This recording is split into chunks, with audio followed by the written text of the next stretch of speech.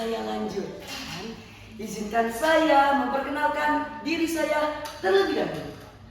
Saya Muhammad Ma'ruf Almaira. Saya dari SMP Negeri 3 Salam. Hari ini saya akan bercerita tentang rangkaian hitam. Saya akan menceritakannya dengan bahasa saya sendiri, tetapi tetap memperhatikan versi aslinya.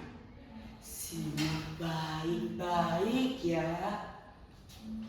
Rangkaian hitam, gagah perkasa, namanya agung di mana-mana. Pada zaman dahulu kala di negeri Nusantara, kerajaan Melayu Jambi diperintah oleh Datuk Paduka Berhalo. Datuk Paduka Berhalo menikah dengan putri selaras Pinamasa. Dari pernikahannya mereka dikaruniai 4 orang putra, yaitu Rangkayo Pingai, Rangkayo Pedataran, Rangkayo Hitam, dan Rangkayo Gemuk. Beberapa tahun kemudian, raja menobatkan putra tertuanya, Rangkayo Pingai, untuk menggantikannya menjadi seorang raja. Raja berkata, "Anakku, tiba waktunya untuk engkau mengemban amanah ini. Jadilah seorang pemimpin yang arif dan bijaksana. Ingatlah anakku, jadilah seorang pemimpin yang baik, yang berpihak pada rakyatmu." "Baiklah ayahanda, akan kuterima titahmu dan akan kupimpin negeri ini dengan sebaik-baiknya. Doa dan restumu akan meringankan langkahku dalam memimpin negeri ini," jawab Rangkayo Pingai.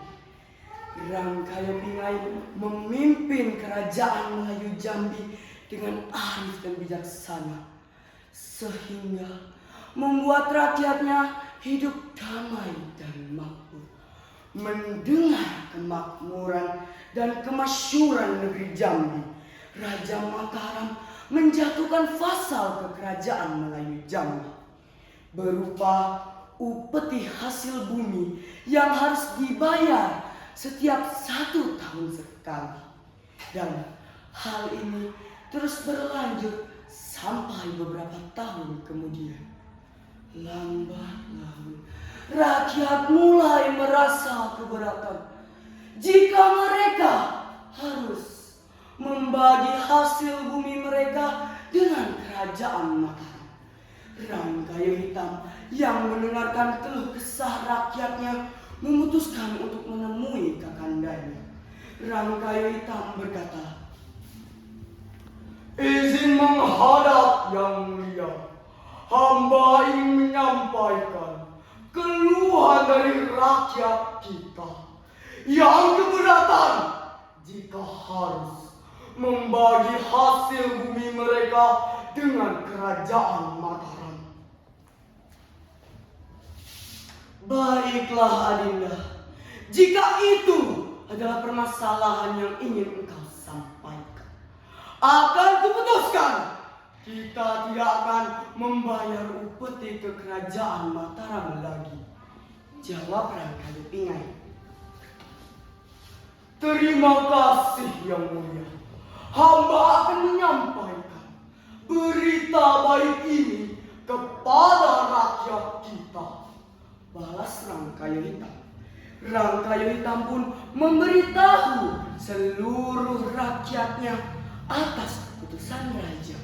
Rangkayo Hitam berkata, "Wahai rakyatku, kita tidak perlu membayar upeti ke kerajaan Mataram lagi, karena hal tersebut hanya akan merugikan kita." Baiklah yang mulia, jika itu adalah permintaanmu, kami akan melaksanakan segala titahmu. Jawab rakyatnya. Sejak saat itu, kerajaan Melayu Jambi memutuskan untuk tidak memberikan upeti ke kerajaan Mataram lagi. Namun, Raja Mataram mulai mengetahui adanya tindakan pemberian upeti dari kerajaan Jambi. Raja Mataram yang mendengar hal ini menjadi murka. Ucap raja dengan murka, "Cari tahu dalam dibalik pembangkangan ini." Baiklah yang mulia, hamba akan mencari tahu siapa dalam dibalik pembangkangan ini. Jawab Hulu Balang dengan ketakutan. Hari demi hari, Hulu Balang akhirnya menemukan seorang peramal sakti dan membawanya ke hadapan raja. Peramal berkata, "Izin menghadap yang mulia. Hamba kemari menyampaikan sebuah informasi yang penting. Bahwasannya orang yang Anda cari ialah orang kaya hitam yang mulia. Tetapi Anda tetap harus berhati-hati yang mulia, karena orang kaya hitam adalah orang dengan kesaktian yang luar biasa. Namun ia masih dapat dibunuh menggunakan sebilah keris yang bernama keris si Ginjai. Keris si Ginjai ini hanya dapat dibuat menggunakan logam yang berawalan lampah, ditampak di dekat sungai yang berawalan lampah." Baiklah kalau begitu, aku akan mencari seorang pusakti yang dapat membuat keris si Ginjai. Jawab raja dengan bahagia. Selang beberapa waktu, raja akhirnya menemukan seorang empu sakti yang dapat membuat keris si Ginjai. Lalu berita mengenai kesaktian keris si Ginjai menyebar ke seluruh negeri dan sampailah ke telinga Rangkayo Hitam. Rangkayo Hitam pun bergegas pergi ke Mataram. Ia menyamar sebagai pedagang untuk mencari rumah dari empu sakti. Sesampainya ia di rumah empu sakti, ia menawarkan barang dagangannya. "Permisi tuanku, izinkan hamba menawarkan barang dagangan hamba." Tawaran Kayu Hitam. "Pergi! Saat ini aku sedang sibuk. Aku baru saja menyelesaikan sebilah keris yang sakti yang bernama keris si Ginjai. Ia dapat membunuh seorang yang sakti dari negeri Jambi." Jawab empu sakti, "Urungkanlah niatmu, karena akulah Rangkayo Hitam itu." Balas Rangkayo Hitam. Mendengar pengakuan dari Rangkayo Hitam, empu sakti menjadi marah dan menyerang maju ke arah Rangkayo Hitam. "Cak!" Namun Rangkayo Hitam dapat menghindari serangan empu. Di tengah-tengah pertarungan, empu sakti terbunuh. Tiba-tiba segerombolan pasukan dari Mataram datang menyerbu Rangkayo Hitam. Rangkayo Hitam terkepung di sana.